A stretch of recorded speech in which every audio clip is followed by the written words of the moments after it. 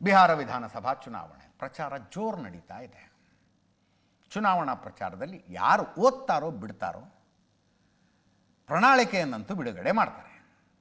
ಆದರೆ ಪ್ರಣಾಳಿಕೆಗಳಿಗೆ ಇತ್ತೀಚೆಗೆ ತುಂಬ ಮಹತ್ವ ಬಂದಿರೋದು ಗ್ಯಾರಂಟಿ ಕೊಡುಗೆಗಳ ಕಾರಣಕ್ಕೆ, ಗ್ಯಾರಂಟಿ ಘೋಷಣೆಗಳ ಕಾರಣಕ್ಕೆ. ಅವ್ರೇನು ಕೊಡ್ತಾರಂತೆ, ಇವ್ರೇನು ಕೊಡ್ತಾರಂತೆ ಅಂತ. ಮುಂಚೆ ಪ್ರಣಾಳಿಕೆಗಳು ಬಹಳ ಬೋರಿಂಗ್ ಇರ್ತಿದ್ವು. ಈಗ ಹಂಗಲ್ಲ. ಮಹಾಗಠಬಂಧನ್ ಅವರು ಪ್ರಣಾಳಿಕೆ ಬಿಡುಗಡೆ ಮಾಡಿದ್ರು.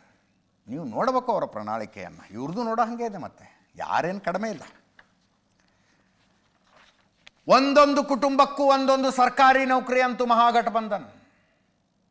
ಇವರು ಒಟ್ಟು 1 ಕೋಟಿ ಸರ್ಕಾರಿ ನೌಕರಿ 5 ವರ್ಷದಲ್ಲಿ ಕೊಡ್ತೀವಿ ಅಂತಿದ್ದಾರೆ.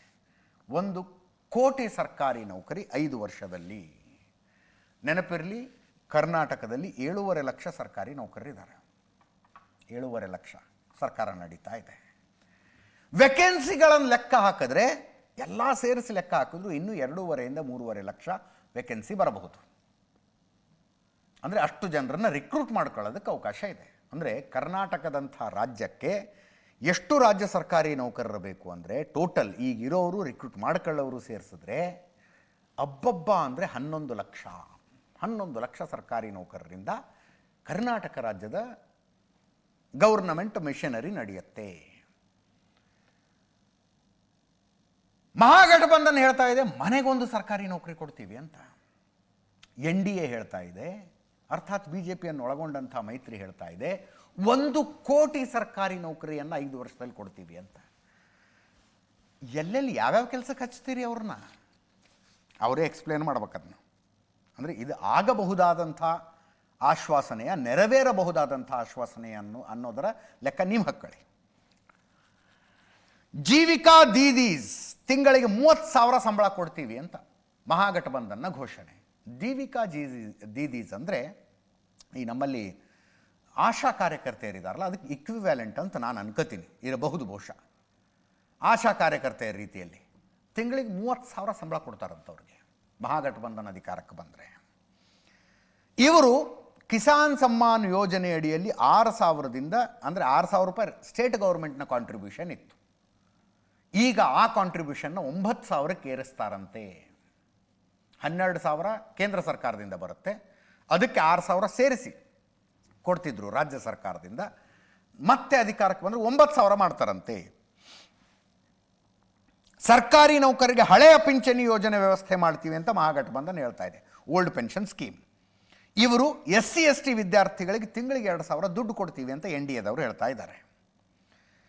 ಪ್ರತಿ ವ್ಯಕ್ತಿಗೆ 25 ಲಕ್ಷ ರೂಪಾಯಿ ಉಚಿತ ಹೆಲ್ತ್ ಇನ್ಶೂರೆನ್ಸು ಅಂತ ಮಹಾಗಠಬಂಧನ್ ಹೇಳ್ತಾ ಇದೆ.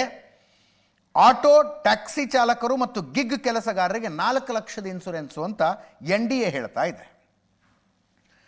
ನಾವು ಅಧಿಕಾರಕ್ಕೆ ಬಂದರೆ ಬಿಹಾರದ ಪ್ರತಿ ಕುಟುಂಬಕ್ಕೆ 200 ಯೂನಿಟ್ ಉಚಿತ ವಿದ್ಯುತ್ ಅಂತ ಮಹಾಗಠಬಂಧನ್ ಹೇಳ್ತಾ ಇದೆ.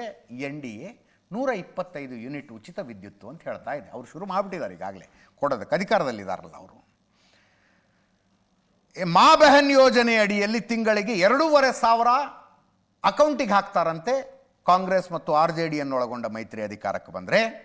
ಇವರು ರೋಜ್ಗಾರ್ ಯೋಜನೆ ಅಡಿಯಲ್ಲಿ 75 ಲಕ್ಷ ಮಹಿಳೆಯರಿಗೆ ವರ್ಷಕ್ಕೆ 10,000 ದುಡ್ಡು ಹಾಕ್ತಾರಂತೆ ಸ್ವಂತ ಉದ್ಯೋಗ ಮಾಡೋದಕ್ಕೆ NDA ಅಧಿಕಾರಕ್ಕೆ ಬಂದರೆ.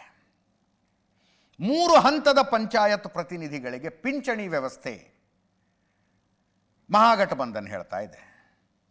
NDA ಹೇಳ್ತಾ ಇದೆ 4 ನಗರಗಳಿಗೆ ಮೆಟ್ರೋ ತರ್ತೀವಿ, ಅಂತಾರಾಷ್ಟ್ರೀಯ ವಿಮಾನ ನಿಲ್ದಾಣವನ್ನು ತರ್ತೀವಿ ಅಂತ. ಇಲ್ಲಿಗೆ ಬಂದು ನಿಂತಿದೆ. ಇದು ಪ್ರಣಾಳಿಕೆಯಲ್ಲಿ ಏನಿದೆ ಅನ್ನೋದರ ವಿಷಯ ಆಯಿತು. NDA ಪ್ರಣಾಳಿಕೆ ಹೆಂಗೆ ಬಿಡುಗಡೆ ಆಯಿತು ಅನ್ನೋದೇ ಇಂಪಾರ್ಟೆಂಟ್ ಇವತ್ತು, ಏನಿದೆ ಅನ್ನೋದಕ್ಕಿಂತ. 2 ನಿಮಿಷದ ಕಾರ್ಯಕ್ರಮ, 2 ನಿಮಿಷ. ವಿಡಿಯೋಗಳನ್ನು ನೋಡ್ತಾ ಇದ್ರು ಒಬ್ಬರು ಮುಖ ಒಬ್ಬರು ನೋಡ್ಕೊಳ್ಳೋದಕ್ಕೂ ಇಷ್ಟ ಇಲ್ಲವೇನೋ ಅನ್ನೋ ಹಂಗಿತ್ತು ಇವ್ರದ್ದು.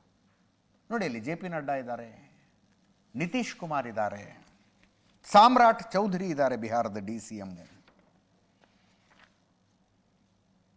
ಜಿತಿನ್ ರಾಮ್ ಮಾಂಝಿ ಇದ್ರು, ಚಿರಾಗ್ ಪಾಸ್ವಾನ್ ಇದ್ರು, ಉಪೇಂದ್ರ ಕುಶ್ವಾ ಇದ್ರು. ಒಬ್ಬರು ಮುಖ ಒಬ್ಬರು ನೋಡ್ಕೊಳ್ಳೋದಕ್ಕೂ ಮನಸ್ಸಿಲ್ಲ. 2 ನಿಮಿಷದಲ್ಲಿ ಬಿಡುಗಡೆ ಮಾಡಿದ್ದು ಹೊರಟಿದ್ದಲ್ಲಿಂದ. ಸೇರಿದ್ದ ಮಾಧ್ಯಮದವರನ್ನು ಉದ್ದೇಶಿಸಿ ಮಾತನಾಡಿದವರು ಬಿಹಾರದ DCM ಸಾಮ್ರಾಟ್ ಚೌಧರಿ ಒಬ್ಬರೇ.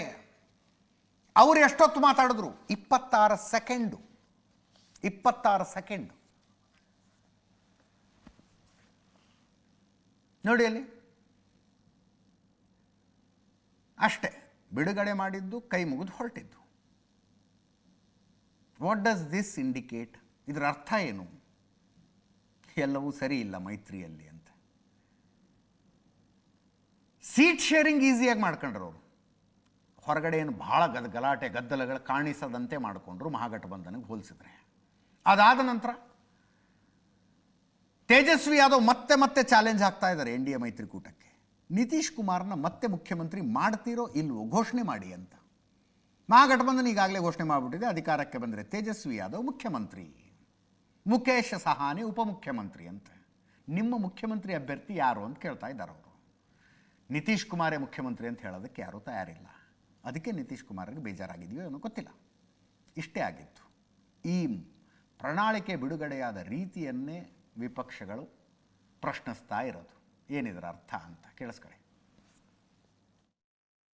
हर युवा को नौकरी और रोजगार देना, 1 करोड़ से अधिक सरकारी नौकरी रोजगार प्रदान करना, कौशल विकास करना और हर जिले में मेगा स्किल सेंटर से बिहार को ग्लोबल स्किलिंग सेंटर के माध्यम से के रूप में स्थापित करना. हर युवा देखिए, आज हम लोगों ने देखा कि मैनिफेस्टो जो है जारी जैसे किया गया वैसे ही खत्म भी होगी.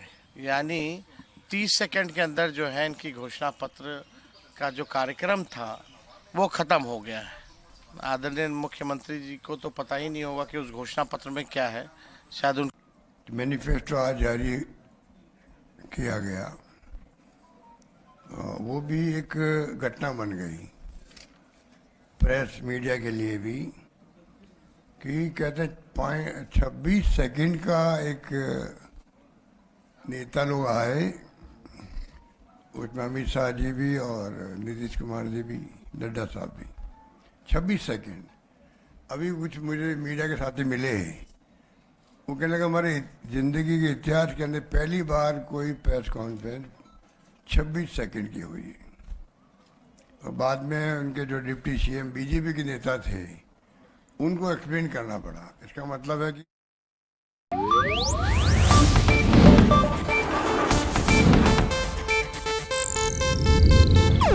ಇದು ಏಷ್ಯಾನೆಟ್ ನ್ಯೂಸ್ ನೆಟ್ವರ್ಕ್ ಪ್ರಸ್ತುತಿ.